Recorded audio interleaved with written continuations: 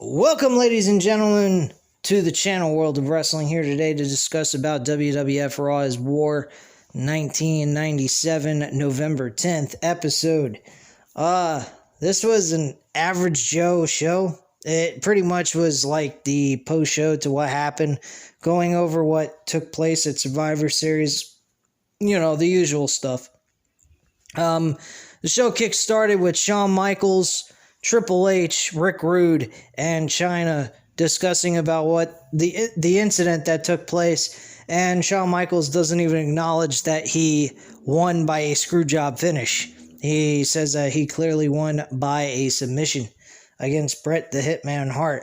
He also discusses about how Bret Hart is going to WCW and that he will be meeting Shawn Michaels' other groups of friends, and he hopes that Bret Hart gets his ass annihilated in WCW by his friends that he worked with in WWF. So that was pretty much the segment there. Ken Shamrock came out. He was wanting to challenge Shawn Michaels one-on-one for the WWF Championship at that point, because of the match they had the 6 days before the pay-per-view. And there was a screwjob finish there, as you guys may remember if you've been following along or remember the review. And Sergeant Splatter, as Shawn Michaels put him in that segment, he states that Ken Shamrock will be facing Shawn Michaels at the next WWF In Your House D-Generation X special pay-per-view, which will take place during this time in December 9th of 1997. So basically, that's what happened here. The main event match that was announced was going to be Triple H versus Ken Shamrock one-on-one in the main event.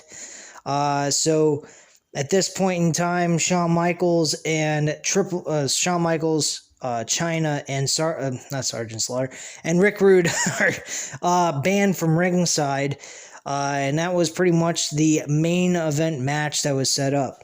There was also a segment during the second hour with Stone Cold Steve Austin having a discussion about his match with Owen Hart, and pretty much what he got from it. At this point, The Rock comes out, Rocky Maivia at the time, challenges Stone Cold Steve Austin one-on-one for a match at the next In Your House pay-per-view, which Steve Austin easily granted him the match for the IC Championship and guaranteed him he would beat his ass to a bloody pulp. So that's that. Pretty much with that situation there, just off of the top of my head. First match that took place, though, was Mark Merrow going up against Ahmed Johnson, and Mark Merrow lost this match by disqualification by a low blow. Referee saw it and called a disqualification on him.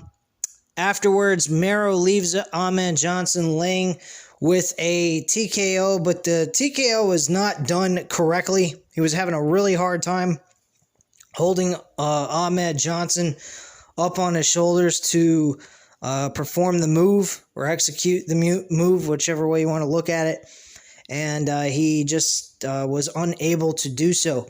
So he went ahead and pretty much kind of half-assed it, didn't really connect it the correct way. And I think it had a lot to do with Ahmed Johnson's weight, and it was just a little too difficult for him. We then get a WWF Light Heavyweight Championship Tournament quarterfinals match with Tonka versus Devon Storm. Wasn't a very interesting matchup, really, to be quite frank with you.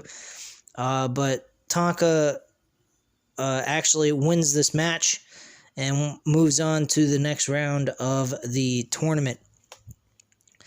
We return to Jim Ross's interviews with Goldust. He's wearing a gold smoking jacket with black face paint and red devil horns. Goldust basically parades what was said in the interview, where while Marlena was gone for 30 days, he found real happiness When JR reminds us what Goldust did at Survivor Series, Vader comes out. Nobody walks out on Vader. He wants to know why Goldust walked out on him. When Goldust doesn't say anything, Vader gives him a power bomb. That's pretty much that segment. We immediately head to the back to see Michael Cole with Bradshaw. It appears that two people are beating up on Blackjack Wyndham in the locker room, and that was pretty much that. Recon and Sniper from the Truth Commission actually go ahead and face the Headbangers. The Recon and Sniper win this match. Nothing special here. These matches were not exactly highly entertaining. This show was not even that great of a show. It's pretty average. I mean, outside of a few things here and there, it wasn't all that big of a deal.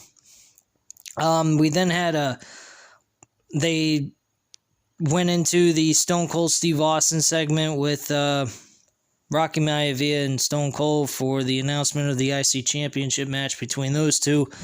They then had a bunkhouse battle, Road Dogg and Billy Gunn versus Blackjack Bradshaw. And this match wasn't much of anything. The Outlaws dogpile Bradshaw for a win, and that's it. And it lasted only 1 minute and 43 seconds. Very lazy booking stuff. We also had an interview with Jeff Jarrett. I think this was part 2 with Jeff Jarrett with Jim Ross. And the big question tonight is Jeff Jarrett feels he is underpaid. Of course he feels that way. What wrestler doesn't? Some Memphis and AWA clips are mixed in the WWF stuff. His ultimate goal is to win the WWF title and to be the most respected champion Vince McMahon has ever had. Of course, that doesn't ever happen until he moves back to WCW to be the Jeff Jarrett slapnuts type character. JR asked Jarrett about Brett. That's a guy Jarrett wants to beat. He feels he is superior to Brett in every way right now. When asked to pick a winner for the WWF title match at Survivor Series, Jeff Jarrett says he'd be surprised if Shawn doesn't win. They play a word association game. Basically, what's the first thing that comes to mind when he names off a wrestler? Jim Ross asked Bret Hart. He said dedicated is what Jeff Jarrett responded with. Nation of Domination, Strength in Numbers, Dude Love, Mankind, Cactus Jack. Lots of respect for him, he felt. Randy Savage, he stated that Randy Savage was the hardest working wrestler he's ever known. Legion of Doom, they just have raw ability and full of great personality, pretty much. Eric Bischoff, he actually complimented on. He said right place, right time, and the right wallet. Hulk Hogan, he complimented him as well. He said charisma and intelligence equals success, and that's what he gave him. Shawn Michaels, he said phenomenal athlete. Hunter Hurst Helmsley, a tag-along, which was kind of an insult if you really think about it. And China says, China, he has really no answer for that one. He just shakes his head. So, 2 disrespectful comments or reactions, and the rest of them were very positive, respectful responses about them. He's then is asked, does DX's immaturity annoy Jeff Jarrett? He says, not really, as long as they leave him alone with their stupidity and their antics. He said, as long as they show him respect, he ain't going to make a big thing out of it. He understands what they're trying to do. They're trying to rebel against the system, which he respects. But when it comes to him, he would hope that they would give him the kind of respect he would give them. That's pretty much the overall consensus on that response. We then had Michael Cole with Butterbean.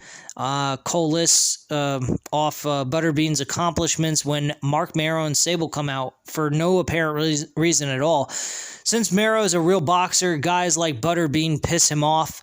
He vows that he could knock out Butterbean in 4 rounds or less. Yeah, right. Sure. I remember Butterbean back when I was a kid. And Butterbean was a fat version of Mike Tyson. That guy had raw fucking strength, and if he hit you right on the jaw, he'd knock you on your ass. Miro also chastises Butterbean for looking at Sable.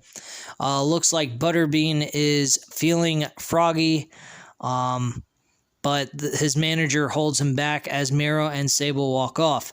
Butterbean has a terrible voice, by the way. That's what this writer made. I shouldn't have read that part. Sorry. But yeah, I have to admit, he didn't sound like he was acting very well. He sounded like he was part of the show. It didn't feel like a realistic, genuine feeling I was getting from that. Outside of the fact what Mark Mero was doing, he was acting like he was just losing his fucking mind personally, I think. The Undertaker went up against Kama. And Undertaker ends up getting a no contest after 2 minutes and 19 seconds. Not much to speak of on this match. Kane does show up, and he says this will not end until Undertaker accepts the challenge of Kane. A lot of this storyline building was very interesting back in the day because everything that they did with Kane had every interaction with The Undertaker and what he was doing with Shawn Michaels later on in this program that they were doing. Just as a spoiler, we get The Undertaker and Shawn Michaels one-on-one at the Royal Rumble in a casket match. So a lot of this, all this building up was very interesting because they built up around Shawn Michaels' Undertaker rematch over the championship, which he rightfully deserved. He got screwed out of the Hell in a Cell match, which would have given him the opportunity in Survivor Series to face Bret Hart one-on-one instead of Shawn Michaels, and unfortunately that was not the case. And that was something that was desperately needed. If there was one person I think Bret Hart would have put over at Survivor Series during this time, it would have been The Undertaker, because that's another person that Bret Hart had a lot of respect for. But the problem with that would have been if Undertaker won that match, there couldn't have been any Kane showing up doing the unbelievable moment that he had. So that was the point of that. I'm pretty sure everyone's aware of that and has a brain and can figure out that that's the reason why they did what they did. But I have to agree, based on the situation that Shawn Michaels was having backstage behind the scenes, Undertaker probably would have been the best choice to take the title off of Bret Hart and give to The Undertaker. The problem with that is I don't know how you would get Kane and Undertaker to build up towards an actual match against each other at some point down the line. So there's a lot of problems with doing that. That was the major issue. So they did the best that they could with what they had, truthfully, from what I see. Yeah, I understand what Bret Hart felt, and I don't disagree with him on that. I think back in the day, Shawn Michaels was a little unprofessional based on what I've learned and what my research shows me. But you can't just, give the title to any person just because you don't like them professionally or like them personally. This is about what was best for that time, what was best for the storyline. The best thing was Shawn Michaels. Shawn Michaels holding that title would give a pass of the torch to somebody else. If Bret Hart would have stayed with WWF, then Bret Hart would have been the best person to hold on to the title going all the way up to WrestleMania, which you all know who won that match at WrestleMania. If you would have had Bret Hart as champion at WrestleMania 14 against Stone Cold Steve Austin, that would have been the match of all matches, because if you look back in 1996 Survivor Series, you see that Bret Hart won that match against Stone Cold Steve Austin. Bret Hart also won the match against Steve Austin in the submission match at WrestleMania 13. So, out of everybody that I listed off, the three guys that could have been champion, one of which did, Shawn Michaels, Bret Hart would have been the best choice. If Vince McMahon would have been able to seal a deal with Bret Hart and Bret Hart never went to WCW, we would have gotten a moment that probably would have been great. Because Shawn Michaels and Stone Cold Steve Austin, to be quite frank with you, was not exactly the best WrestleMania match I have ever seen, especially with Stone Cold Steve Austin in it. The best match Steve Austin ever had was the match he had with Bret Hart and the match he had at WrestleMania 17 against The Rock in their second encounter for the WWF Championship. That was probably the best match of all time for Steve Austin, those two matches. The other matches were pretty average, not terrible. I'm not going to say they were terrible matches. They were pretty decent and entertaining to watch. But as WrestleMania goes for his opponents, the second match with The Rock and the match with Bret Hart at WrestleMania 13 was the two best WrestleMania matches he's had in his career. So that's all I got to say on that. Then we had the main event with Hunter Hurst Helmsley, Triple H against Ken Shamrock. This match wasn't much of anything. I mean, at the end of it, the match was